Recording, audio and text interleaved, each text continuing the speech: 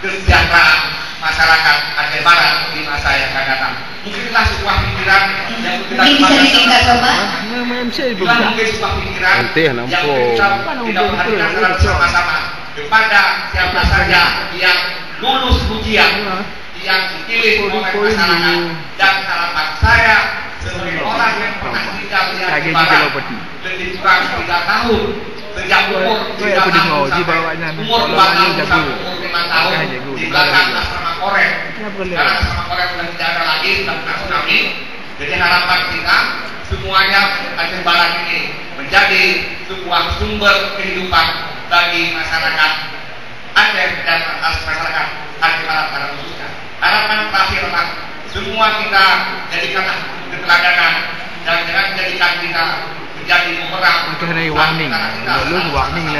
Harapan terakhirlah ciptakanlah kedamaian, ciptakanlah keadilan, ciptakanlah kemakmuran, dan semua kita bukan milik kita, tapi milik rakyat yang milik kita. Wabillahi taufiq wal hidayah. Assalamualaikum warahmatullahi wabarakatuh.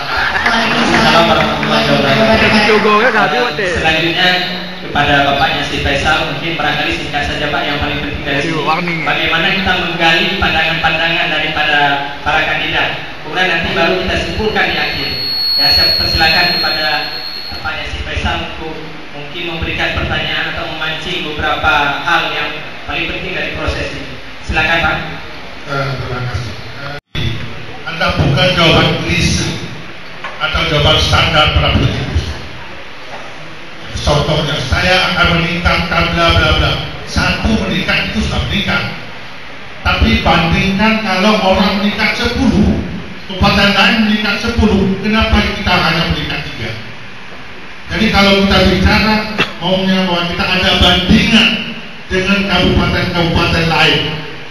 Bicara tentang pertanyaan misalnya bandingkan dengan negara Republik, jangan bermimpi itu yang maksud saya.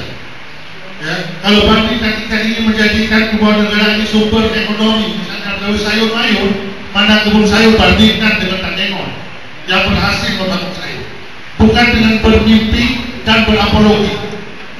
Ini yang mau saya maksud. Lalu mengatakan saya dengan segera akan berdiri sana, tapi konkret.